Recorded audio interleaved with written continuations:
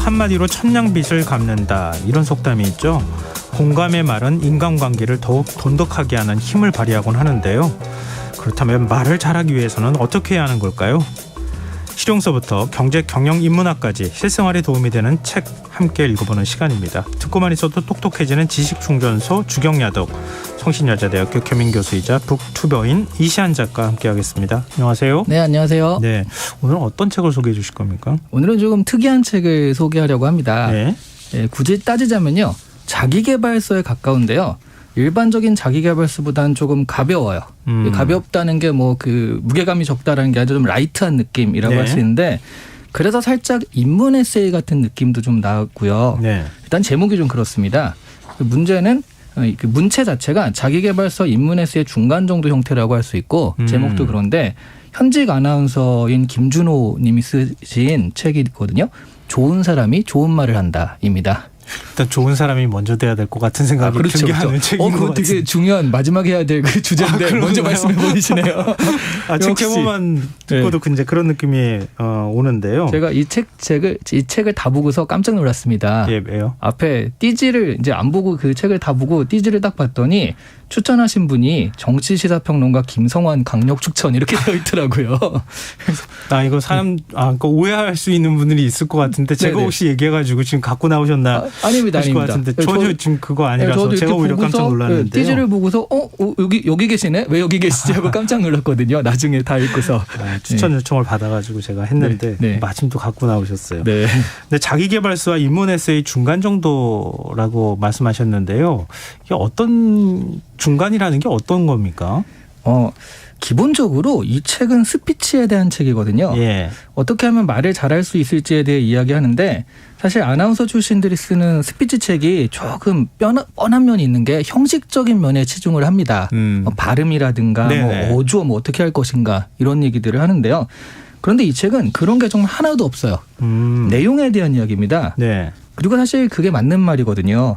말을 잘하지 못해서 이런 스피치 책을 보시는 분들이 많잖아요. 예. 그런데 그런 분들은 내가 발음이 좀 안 돼 이렇게 생각해서 말을 못한다라고 생각하는 게 아니라, 보통은 어떤 말을 해야 될지, 그러니까 어떻게 구성을 해야 될지 이런 것들을 헷갈려서 이제 내가 잘 말을 못하니까 이런 책을 봐야겠다라고 생각을 하시는 거거든요. 네.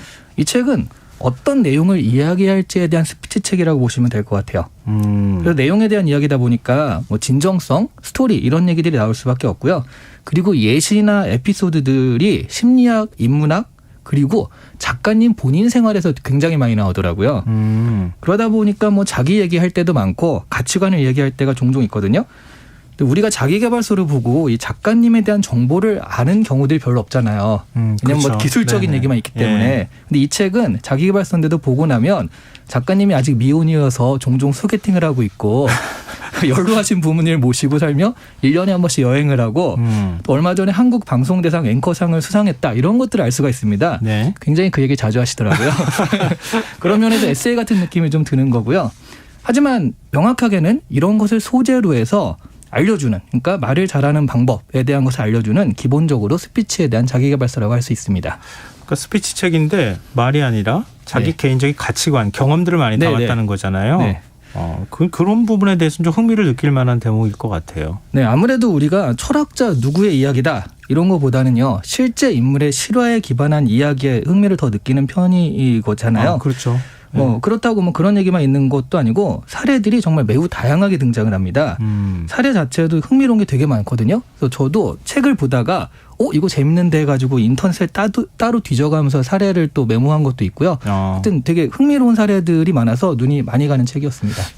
사람은 스토리에 매료된다 뭐 이런 얘기도 맞습니다. 하잖아요. 네네. 자, 그러면 어떤 스토리를 담고 있습니까? 네, 여기서 이제 어떤 그 사례들을 가지고서 그러니까 스토리를 가지고서 얘기들을 할 때 제가 두 가지 사례가 기억에 남더라고요.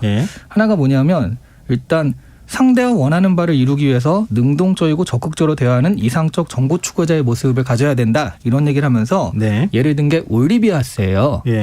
올리비아 하스 하면 또 올리비아 하스를 아시는 분들은 그야말로 예전 분들이 많으시죠. 네. 로미오와 줄리엣 하면 하긴 요즘 친구들은 로미오와 줄리엣을 잘 모르고 그거보다 한 30, 40대 정도는 로미오와 줄리엣 하면 레오나르도 디카프리오가 떠오르고 맞아요. 그보다 좀 더 많으신 분들은 바로 이 올리비아 하스가 떠오르거든요. 그 예전에 한가인 씨, 배우 한가인 씨가 처음 나왔을 때도 한국의 올리비아 세다 뭐 이렇게 불리기도 했는데요.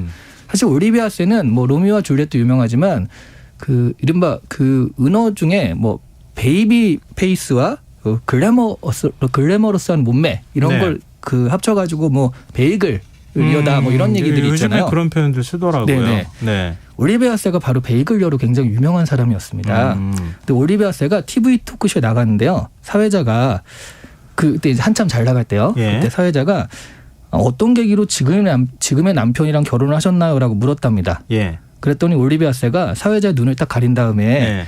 제 눈동자 색이 뭔가요? 하고 물었대요. 그랬더니 네. 사회자가 이제 대답을 못한 거죠. 예. 그랬더니 올리비아 세가 뭐라고 얘기했냐면 초록색이에요. 남편이 이 질문에 답한 유일한 사람입니다. 하고 대답을 했다는 거예요. 굉장히 이거 멋있는 말이라고 해야 되나요? 어떻게 얘기해야 되나요? 그렇죠. 사실 올리비아 세의 그 뭐 몸매라든가 이런 것에 좀 정신이 팔려서 그냥 그 눈을 본다라는 생각은 못 하잖아요. 예. 근데 남편은 자기 눈을 본 사람이다. 뭐 이런 얘기들을 하면서 이제 원하는 정보, 상대가 원하는 정보 그런 것들을 그 예를 들어서 이렇게 설명을 해주거든요. 그렇게 얘기하는 사람이 있으면 저도 굉장히 매력적으로 느껴질 것 같아요. 그렇죠. 네네. 그렇죠. 그렇게 얘기해라 이렇게 지금 얘기하고 있다는 거잖아요. 네, 그렇죠. 네. 또 다른 사례가 있습니까? 또 다른 사례는 한 사람의 인상과 이미지가 언어, 단어 하나 때문에 얼마나 하루아침에 극명하게 바뀔 수 있는지 보여주는 사례가 있더라고요. 예. 배쯔니 사건이라고 하거든요. 예. 그것도 제가 따로 찾아봤는데요. 배쯔니 사건은 사와지리 에리카라는 일본 배우와 연관된 이야기입니다. 비교적 어린 나이에 1리터의 눈물이라는 드라마가 히트하면서 일본 내에서 엄청난 인기를 얻게 된 배우래요. 네. 근데 좀 어려서 그렇게 해서 그런지 좀 그 피곤하잖아요. 그래서 그런지 2007년에 주연한 영화 클로즈드 노트라는 영화가 그 개봉이 돼서 시사회에 참여를 했는데요. 네. 그때 그러면 배우들이 와가지고 토크를 하잖아요. 네. 사회자가 기억에 남는 장면은 뭡니까 하고 물었더니요. 딱히 없어요 하고 퉁명스럽게 말을 했대요. 이 사회자가 그래도 약간 순발력 있는 사람이라 네. 달리 말하면 모든 장면이 기억에 남았다는 뜻이군요. 이러면서 예. 잘 포장해서 넘어갔대요. 예. 근데 거기서 끝내야 되는데 사회자가 또 좀 이렇게 분위기 싸하니까 네. 이거를 좀 무마하기 위해서 또 다른 질문을 던졌는데 촬영 당시 쿠키를 구워 출연진들에게 나누어 주셨다고 했는데 어떤 마음으로 만들어 주셨나요? 라고 물었습니다. 네, 좋은 말 나오길 기대하면서 물은 거 아니에요? 그렇죠. 예. 어쨌든 미담인 거잖아요. 예. 근데 이 여배우가 배쯔니라고 대답을 했다는 거예요. 예. 그 배쯔니가 별로란 뜻이거든요. 예. 별로? 기분 나쁜 표정을 지으면서 그렇게 해버리니까 네. 이 사건 하나 때문에 이 말 한마디 때문에 사와지리 에리카는 영화에서 보여주던 그 좋은 이미지가 완전 하루아침에 박살이 나버렸어요. 예. 다음 날부터 바로 대중들의 신뢰를 잃게 되고요. 그것 때문에 그 연예계 자체가 좀 아예 나갈 수 없게 된 그런 사건이 있었습니다. 그래서 단 한마디의 말, 배쯔니라는 말 때문에 이미지 자체가 완전히 반전될 수 있었다. 그런 일도 있었다라는 것을 보여주는 사례였죠. 말씀 듣다 보니까 저도 말 조심해야 되겠다는 생각이 그렇죠. 갑자기 드는데요. 근데 이렇게 말씀하시니까 보통 자기계발서는 좀 공부하듯이 좀 읽어야지 이렇게 생각을 하는데 네. 그거하고는 좀 많이 다르네요, 책이. 맞습니다. 이 책의 가장 큰 장점이 아닐까 싶습니다. 인터넷의 감상평 같은 것을 좀 봐도요. 네. 한편의 에세이를 본 것 같다는 그 이야기가 많거든요. 그렇다는 얘기는 비교적 술술 읽힌다는 이야기입니다. 그러면서도 자기계발서가 가진 어떤 기술적인 면이라든가 학습적인 면을 잃지는 않아요. 예를 들어서 전하고 싶은 내용이 있다. 그러면 그것을 25개의 단어로 요약할 수 있어야 한다고 합니다. 네. 하나의 문장으로 명확하게 표현되지 않으면 말하면서 또 장황해지기 쉽잖아요.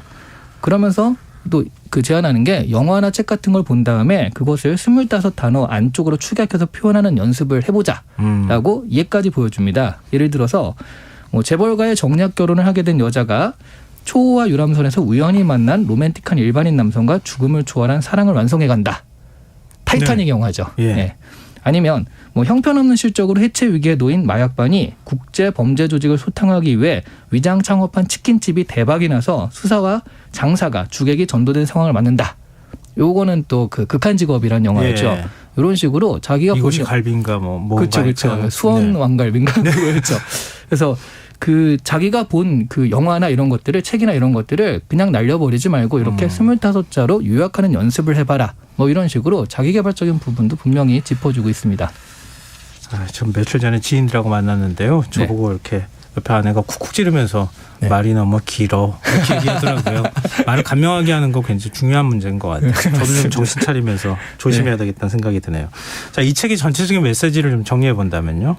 책 제목이 가장 핵심이 되는 메시지인데요. 네. 아까 우리 진행자님이 처음에 얘기하셨듯이요.